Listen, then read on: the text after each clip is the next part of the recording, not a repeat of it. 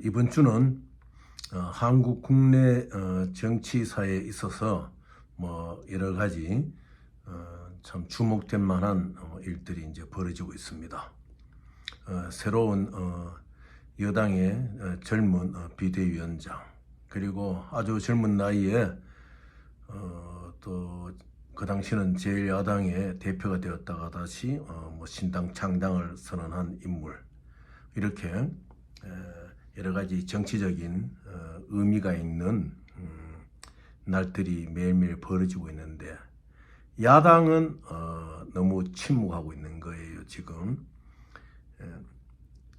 50대 비대위원장이 여당에서 나오게 되면은 이제 젊은 세대 이미지를 가지고 야당을 대하게 되는데, 이 야당 쪽에서도 좀 젊은 이미지로 여당의 대표와 상호 비방할 건 비방하고, 또 뭐 싸울 건 싸우더라도 토론을 한다든지, 어떤 백성들을 위하는 뭐 여당 대표가 말하는 동료 시민들, 또 뭐 야당 쪽이 흔히 잘 말하는 뭐 동지들, 또 국민들, 이런 사람들의 삶의 질을 위해서, 민주주의 향상을 위해서 여야가 대화를 해야 됩니다. 그러면 지금 이런 가장 중요한 것이 무엇이냐? 일방적인 비방은 적들에게 하는 것이지, 여당과 야당은 현재 정권을 잡고 안 잡고의 차이가 있는 것이지, 어떻게든 이 대한민국 백성들을 위해서 봉사하는 국회의원들이 구성되고, 또 그 당의 정강을 따라서 당원들이 또 붙어 있고, 뭐 이런 하나의 정치적인 세력이거든요. 그러면은 새롭게 여당의 비대위원장이 이제 어떤 절차를 밟아가지고 대표가 되었으니까, 여당과 야당 대표 간에 지금 아주 첨예한 뭐 김건희 특검법이라든지, 또 뭐 여러 가지 첨예한 대립되는 게 있지 않습니까? 이재명 대표의 대장동 문제라든지, 이런 문제에 대해 가지고 여당 대표와 야당 대표가 국민 앞에 토론을 해야 돼요. 상대방이 무조건 거부하는 일방 방송을 서로 이제 할 때가 아닌 것이지요. 그래서 이 정치를 하는 것은 굉장히 움직이고 유동성이 있기 때문에 돌아올 수 없는 말을 해서는 절대 안 되는 것입니다. 그래서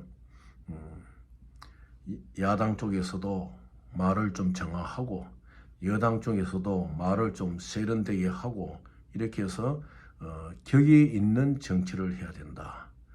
자, 지난날의 세월 같으면 이 정도 상황이 되면요, 국민투표에 붙여야 돼요.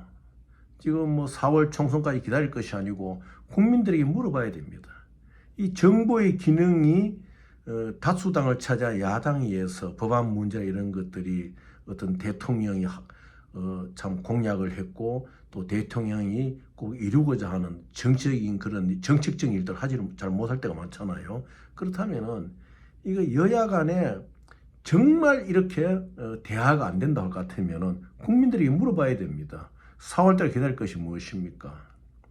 도리어 야당 쪽에서는 이제 뭐 여당이 이번에 선거에 승리하면 군사 쿠데타를 뭐 계엄령을 한다든지, 그런 엉터리 소리 하는 사람들도 있거든요. 지금이 어느 시대입니까? 계엄령은 있을 수가 없는 것이거든요. 그리고 우리가 가장 이 민족 사회에 비통한 역사를 갖고 있는 통일 문제가 이제 행방불명이 되어버렸어요. 최소한 여당의 대표 정도 되면은 선출돼 인사할 때 통일 문제 정도는 여당의 대표가 이야기를 해야 돼요. 야당도 마찬가지예요.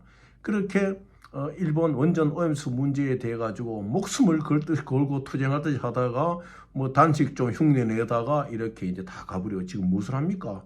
오로지 자당의 이익을 위해서 국민들은 지금 안중에도 없는 것이에요. 그래서 여야 간의 대치 정국을 빨리 풀어야 됩니다. 그러니까 국민들 앞에 이제 새로 이제 신임 여당 대표가 있으니까 야당 대표도 나오고, 그 토론에 응하지 않는다 할 것 같으면 국민들이 심판하는 것이지요. 나가 현재 있는 현안의 문제에 대해 가지고 과연 그 한번 격을 한번 나타내는 토론을 해야 됩니다. 성경 말씀 이런 말씀 있지 않습니까? 가늠한 여인을 향하여 돌을 던지고자 하는 유대인들에게 예수께서 뭐 너희 중에 죄 없는 자가 돌을 주고 철했어요.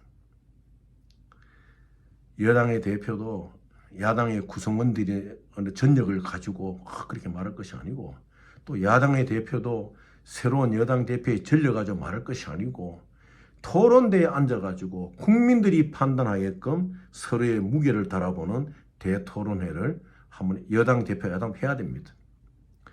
아마 생각하실지도 모르겠지요. 만일 하지 않는다 그렇다면 그거는 거기에 응하지 않는 쪽이 국민들이 어떻게 판단을 하겠습니까? 참 지금 전국이 굉장히 지금 혼란한 거나 마찬가지거든요. 뭐 여러 가지 정책적인 실종이 되고 오로지 퍼주기 정책만 지금 하지 않습니까? 뭐 아이를 출산하게 되면은 뭐 1%의 저대 정도의 뭐 5억 대출을 해준다든지 집을 살 때 뭐 이런 전부 다 예산 갖고 퍼주기를 하는데, 그렇게 가다가 이 나라의 예산이 바닥에 날 경우에 어떻게 할 것입니까? 저 남아프리카 같은 경우에 과거에 보면은 경찰들 봉급을 제대로 주지 못할 때 나라에 문제가 생기는 거예요.